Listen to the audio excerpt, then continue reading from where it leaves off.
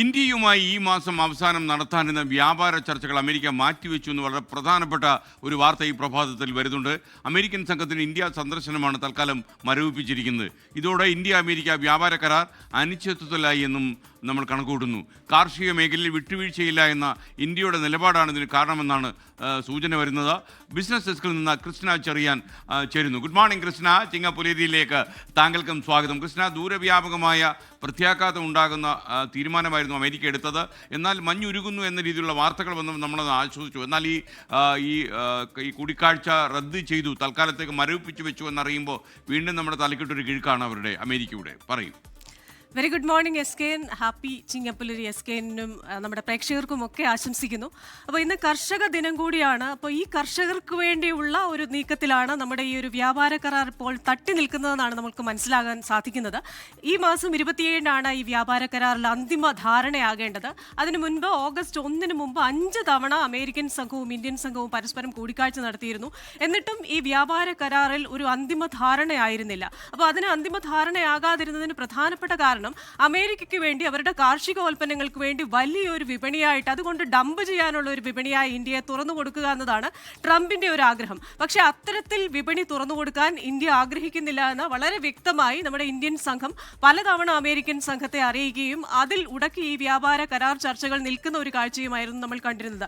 ഇപ്പോൾ ഈ വിഷയത്തിൽ കടുത്ത നിലപാടെടുത്തിരിക്കുകയാണ് കേന്ദ്ര സർക്കാർ.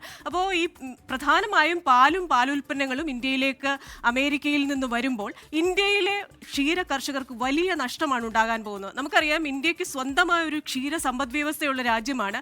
ഏകദേശം 8 കോടി പേരാണ് ഡയറക്റ്റായിട്ട് ഈ ക്ഷീര മേഖലയെ ആശ്രയിച്ച് കഴിയുന്നത്.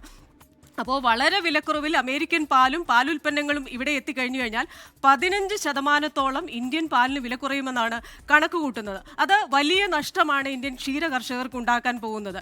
അതുപോലെ തന്നെ 2 കാരണങ്ങളാണ് ഈ പാലുൽപ്പന്നങ്ങളും നമ്മൾ ഇങ്ങോട്ട് വരുന്നതിലേക്ക് തടസ്സം നിൽക്കുന്നതിന് കാരണം. ഒന്ന് ഈ പറയുന്ന സാമ്പത്തിക കാരണം, മറ്റൊന്നൊരു സാംസ്കാരിക കാരണമാണ്. അമേരിക്കയിൽ നിന്ന് വരുന്നത് നോൺ വെജ് പാലാണ് എന്ന ആ കാരണമാണത്. അതായത് അമേരിക്കയിൽ പശുക്കളെ ഏത് രീതിയിലാണ് വളർത്തുന്നത്, അമേരിക്കയിലെ കാലിത്തീറ്റയിൽ മാംസവും രക്തവും അടക്കമുള്ള കാര്യങ്ങൾ അടങ്ങുന്നുണ്ട്. അതുകൊണ്ട് തന്നെ അത്തരം ഭക്ഷണം ശീലമാക്കിയ പശുക്കളിൽ നിന്ന് വരുന്ന പാല് നോൺ വെജ് പാൽ എന്ന കൂട്ടത്തിലാണ് കണക്കാക്കുന്നത്.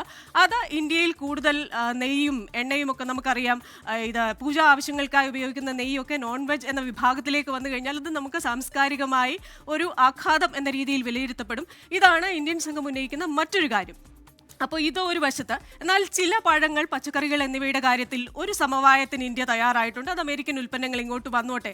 പക്ഷേ ബഹുഭൂരിപക്ഷം വരുന്ന ഇന്ത്യൻ ക്ഷീര കർഷകരെയും അതുപോലെ തന്നെ ഇന്ത്യൻ മത്സ്യ തൊഴിലാളികളെയും ഒക്കെ ബാധിക്കുന്ന തരത്തിലുള്ള വലിയ നഷ്ടം അവർക്കുണ്ടാക്കുന്ന രീതിയിലുള്ള ഒരു കരാറിലേക്ക് നമുക്ക് പോകാൻ താല്പര്യമില്ല എന്ന് വ്യക്തമായി നമ്മൾ അറിയിച്ചതിൻ്റെ പേരിലാണ് ഇപ്പോൾ ഈ ഒരു ചർച്ച ഉടക്കി നിൽക്കുന്നത്. 25-ാം തീയതി ഇന്ത്യയിലേക്ക് വരുമെന്ന് പറഞ്ഞ അമേരിക്കൻ സംഘം ഇപ്പോൾ വരുന്നില്ല എന്ന് പറയുന്നു. ഒപ്പം തന്നെ നമുക്ക് ഒരു കാര്യം കൂടി ഇതുമായി ചേർത്ത് വെക്കേണ്ടതായിട്ടുണ്ട്.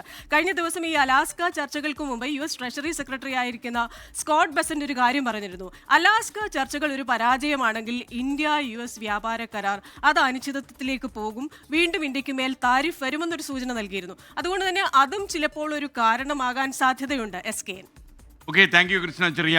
ലോകത്തെവിടെയായാലും ഏത് സമയത്തും 24 വാർത്തകളും ഓഗ്മെന്റഡ് റിയാലിറ്റി പാക്കേജുകളും എക്സ്പ്ലെയിനറുകളും വിശദമായി കാണാൻ ഞങ്ങളുടെ YouTube ചാനൽ നിങ്ങൾക്ക് സബ്സ്ക്രൈബ് ചെയ്യാം.